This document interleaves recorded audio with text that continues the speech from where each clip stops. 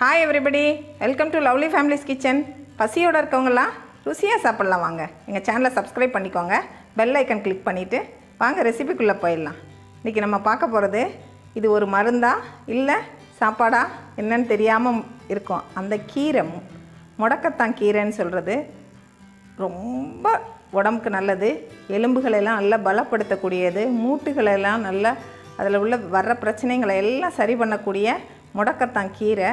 இந்த கீரையை வேறு என்ன ஃபார்மில் சாப்பிட்டாலும் இந்த அளவுக்கு டேஸ்ட்டாக சாப்பிட முடியாது. அவ்வளோ ஃபஸ்ட் கிளாஸ் டேஸ்ட்டில் தோசை பண்ண போகிறோம். வாங்க எப்படி பண்ணுறதுன்னு பார்க்கலாம். முடக்கத்தான் இலை தோசை பண்ணுறதுக்காக மஞ்சள் தண்ணியில் போட்டு கழுவி எடுத்து வச்சுருக்கேன். இப்போ இவ்வளோ இலைக்கு இந்த இருக்குது பாருங்கள், உலக்கில் இந்த உலக்கில் ஒரு ஃபுல் இது எடுத்திருக்கேன். அரிசி புழுங்கல் அரிசி தான், இட்லி அரிசி எடுத்திருக்கேன். டம்ளரில் எடுத்திங்கன்னா ஒரு 2 டம்ளர் அரிசி. இது எத்தனை பேர் சாப்பிட்லான்னா ஒரு 5லேருந்து 6 பேர் வரைக்கும் நல்லா சாப்பிட்லாம். ஆனால் இந்த அரிசியை நல்லா ஒரு கழுவிட்டு 3 மணி நேரம் ஊற வைக்க போகிறோம். ஊறின பிறகு இந்த அரிசியவும் இந்த இலையவும் ஒன்றா சேர்த்து அரைச்சி உப்பு போட்டு கரைச்சி நம்ம ஃப்ரெஷ்ஷாக ஊற்ற போகிறோம் தோசை. இதை புளிக்க வைக்கணும், முத நாள் அரைக்கணும், அதெல்லாம் கிடையாது. முடக்கத்தான் தோசைக்காக ஒரு சட்னி ரெடி பண்ண போகிறோம். இந்த சட்னி தான் ஹைலைட்டே. உளுந்தம்பருப்பு நிறைய எடுத்துருக்கேன்னு நினைக்காதீங்க, கொஞ்சம் இது ஜாஸ்தியாக இருந்தால் தான் சட்னி நல்லா டேஸ்ட்டாக இருக்கும். இன்னொன்று, இது நான் ஒரு 25 தோசைக்கு தேவையான சட்னி அரைக்க போகிறேன். உங்கள் மெஷர்மெண்ட்டுக்கு தகுந்த மாதிரி பார்த்துக்கோங்க. இதில் எந்த மெஷர்மெண்ட்டும் இவ்வளோ இருக்கணும் அவ்வளோ இருக்கணும் அதெல்லாம் அளவே கிடையாது. நீங்கள் ரேண்டமாக போடலாம். எது எவ்வளோ போடணுங்கிறது அவங்கவுங்க டேஸ்ட்டுக்கு தகுந்த மாதிரி கூட்டியோ குறைச்சோ சேர்த்துக்கலாம். எண்ணெய் நல்லெண்ணெய் தான் ஊற்றிருக்கேன். எண்ணெய் காஞ்சிருச்சு, உளுந்தம்பருப்பு போட்டிருக்கேன். உளுந்து பாருங்கள் நல்லா கலர் சேஞ்ச் ஆகி கோல்டன் கலர் வந்துருச்சு. இந்த கலர் வந்தால் தான் சட்னி நல்ல மணமாக டேஸ்ட்டாக இருக்கும்.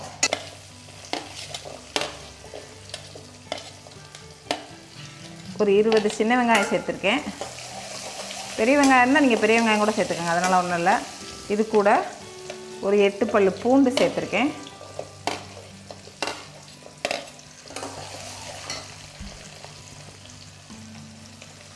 ரெண்டு இன்ச் அளவுக்கு இஞ்சியை ஸ்ப்ளிட் பண்ணியிருக்கேன்.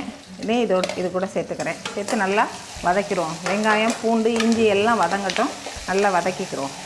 போது இது கூட ஒரு நெல்லிக்காய் அளவுக்கு புளி சேர்த்துருக்கேன். பார்த்துக்கோங்க, புளி, மிளகாய், சிவப்பு மிளகாய்.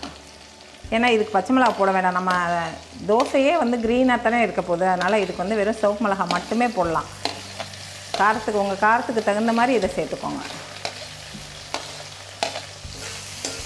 இந்த இஞ்சி பூண்டு வெங்காயம் வதங்கும் போது ஒரு ஃபென்டாஸ்டிக் அரோமா வரும் பாருங்கள். அதுதான் சட்னிக்கு பெஸ்ட்டு ஃப்ளேவர் கொடுக்கக்கூடியது. தக்காளியே போடாமல் புளி மட்டும் சேர்த்தா கூட இந்த சட்னி சூப்பராக இருக்கும். நான் கொஞ்சம் தக்காளி இருந்தால் நல்லாயிருக்குமேங்கிறதுக்காக நான் பண்ணேன். இந்த சட்னி முடக்கத்தான் தோசை மட்டும் இல்லை, எந்த டைப் ஆஃப் வெரைட்டி ரைஸ்க்கும் இது சூப்பராக இருக்கும்.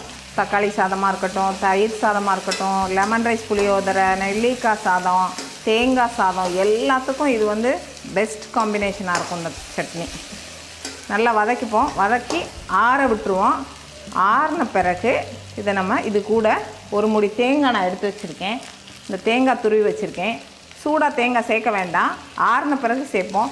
ஒருவேளை இதை நீங்கள் காலையில் சாப்பிட்டு காலி பண்ணாமல் இன்னும் கூட சட்னி வச்சுருக்கேன் அப்படின்னு நினச்சிங்கன்னா தேங்காயை போட்டு வதக்கிக்கலாம். நான் ஃப்ரெஷ்ஷாகவே சாப்பிட்டு காலி ஆகிடும் எங்களுக்கு, அதனால் நான் ஃப்ரெஷ்ஷாக தான் தேங்காய் போட போகிறேன், வதக்கலை.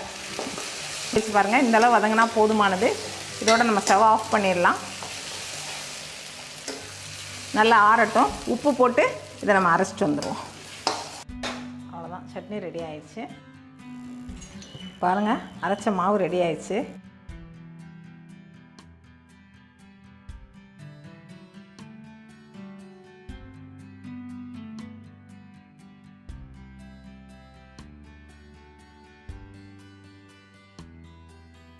ஈரத்துணி வச்சு எல்லாம் ஈவனாக ஸ்ப்ரெட் ஆகிற மாதிரி நல்லா இப்படி தொடச்சி எடுத்துடலாம்.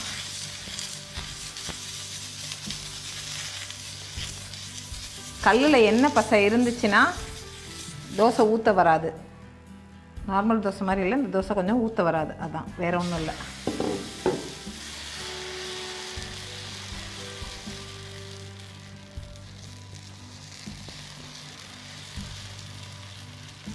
அடுப்பு நல்லா ஃப்ளேம் நல்லா எரியலாம்.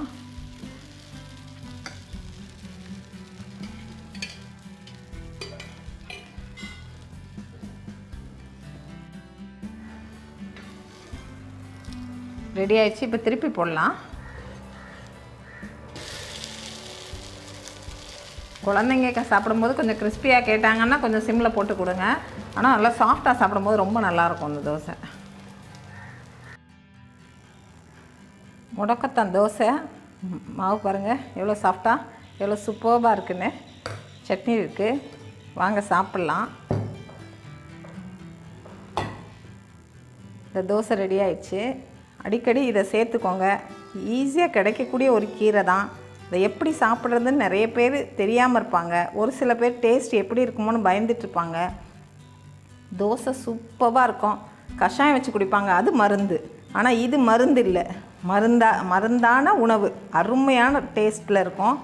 ட்ரை பண்ணி பார்த்துட்டு எப்படி இருக்குன்னு கமெண்ட்ஸில் சொல்லுங்கள்.